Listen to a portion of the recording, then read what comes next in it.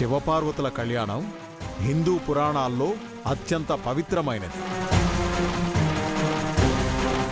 దివ్యమైన ప్రేమ మరియు శక్తి యొక్క కలయికకి ప్రతిరూపం. లోక కళ్యాణం కోసం జరిగిన ఈ శివపార్వతుల కళ్యాణం చూసిన వాళ్లకి సకల శుభాలు కలిగిస్తాయి. అలాంటిది చేసిన వాళ్లకి ఇంకెన్ని శుభాలు కలుగుతాయో ఆలోచించు.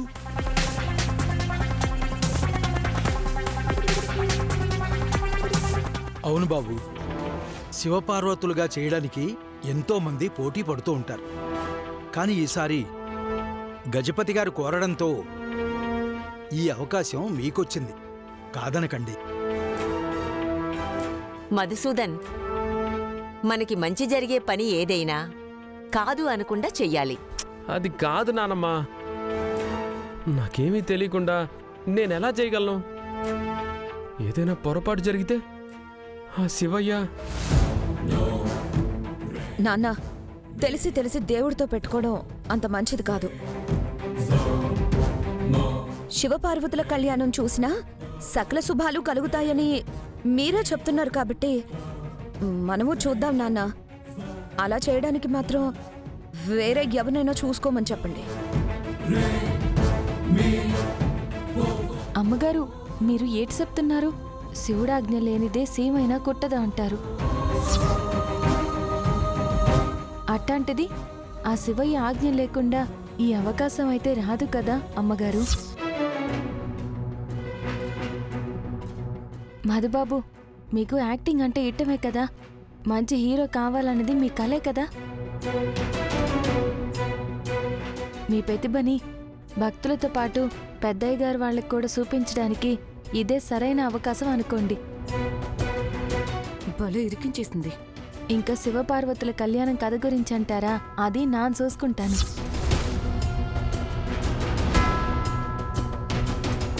అయ్యగారు, అమ్మా, మీరు వేరే ఎవరిని చూసుకోవాల్సిన అవసరం లేదు. ఈ నాటకం మేము చేస్తున్నాం.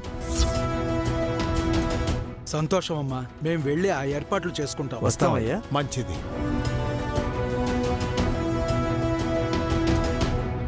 రే, వాళ్ళిద్దరూ శివపార్వతులేసాలు కట్టబోతున్నారు. మనం కూడా మన ఏసాలు మార్చాలా? పదండ్రా. సరేనా? ఎక్కడ నా మాట పోతుందోనని భయపడ్డానమ్మా.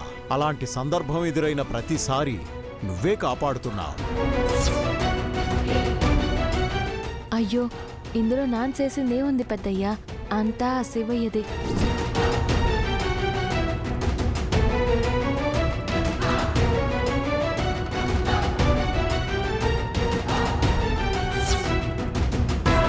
పెద్దయ్య, నాను కాలేజీలో చేరితే 108 బిందెల నీళ్లతో అభిషేకం చేస్తానని మొక్కుకున్నాను. నానెళ్ళి అభిషేకం చేసొత్తాను పెద్దయ్య. సరే అమ్మా, వెళ్ళు. పదండి, మనం ప్రదక్షిణలు చేద్దాం. పదండి.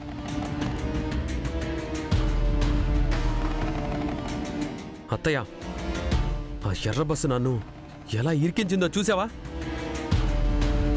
ఇప్పుడు జనాలందరి ముందు ఆ ఎర్ర బస్సుతో కలిసి నటించడం నా వల్ల కాదత్తయ్య. ఈ ప్రాబ్లం నుండి నువ్వే నన్ను సేవ్ చేయాలి. ఏదో ఒకటి చెయ్యత్తయ్య, ప్లీజ్. ఒకటి కాదు మాడే, అంతకు మించి చేయాలి. ఆ శ్రీలక్ష్మి 108 బిందెలు మోయాలి కాబట్టి ప్రతిసారి అదే దారిలో వెళ్తుంది. సో మనం ఒక పని చేయొచ్చు. ఏంటత్తయ్యా? ఫస్ట్ అరటి తొక్కలతో శ్రీలక్ష్మి నడుము విరగ్గొడతాం.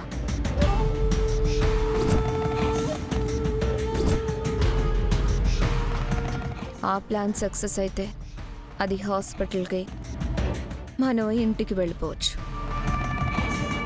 ఒకవేళ అది మిస్ అయితే అత్తయ్య? సెకండ్ టైం అరటి తొక్కకి బదులుగా ఆయిల్ వాడదాం. దాని కర్మ కాలి నీళ్ల బిందెతో ఆయిల్ మీద కాలేస్తే నడుము విరుగుతుంది.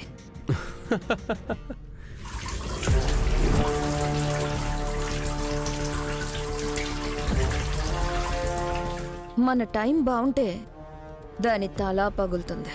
అది ప్లాన్. సూపర్ అత్తయ్య. ఆ, మరి అది ఫెయిల్ అయితే? అది ఫెయిల్ అయితే గాజు పెంకులు వాడదాం. సూపర్ అత్తయ్య.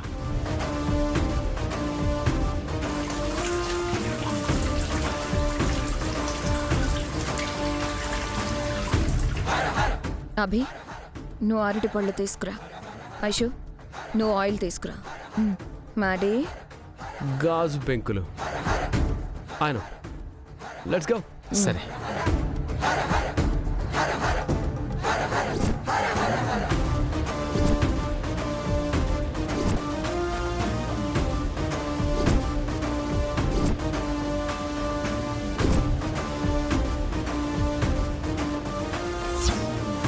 ఓం నమ శివాయ, ఓం నమ శివాయ, ఓం నమ శివాయ. అది అభిషేకం మొదలుపెట్టింది. మనం అపచారం మొదలు పెడదాం. మీ ఆయుధాల్ని రెడీ చేయండి. మొదలు పెట్టండి. వెళ్ళండి.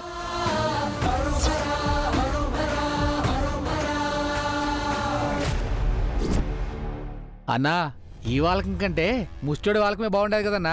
డబ్బులు ఎక్కువ వస్తున్నాయి. అవునన్నా, ఈ వాలకానికి దెబ్బలెక్కువ డబ్బులు తక్కువ అన్నా. రేయ్, మీకు కావాల్సింది ఈ లక్ష్మి, నాకు కావాల్సింది సి లక్ష్మి. రే పదండి పదండి. ఈ రోజు ఎట్టాగైనా ఆ సి లక్ష్మి నుంచే ఎత్తుకెళ్ళిపోవాలా. తీసుకోండి, డబ్బులు తీసుకోండి. జించక్ జించక్.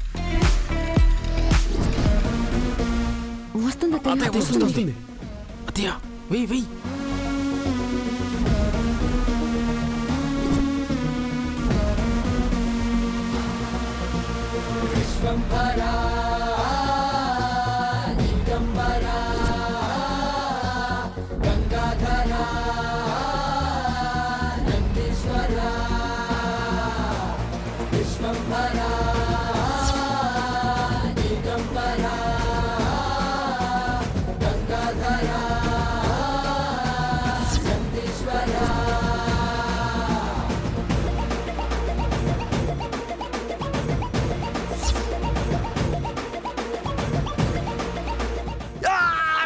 అయ్యయ్యో,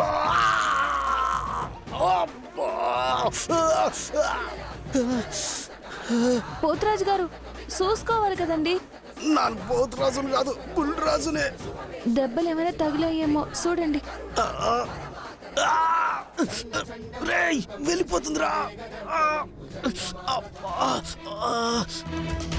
రేయ్, ఎవరు రైడ్ అరటి తొక్కేసినదే? ఫస్ట్ ప్లానే ఫెయిల్ అయిపోయింది. అవునత్తయ్య. సెకండ్ ప్లాన్కి వెళ్దాం. పదండి. లేదా అమ్మా.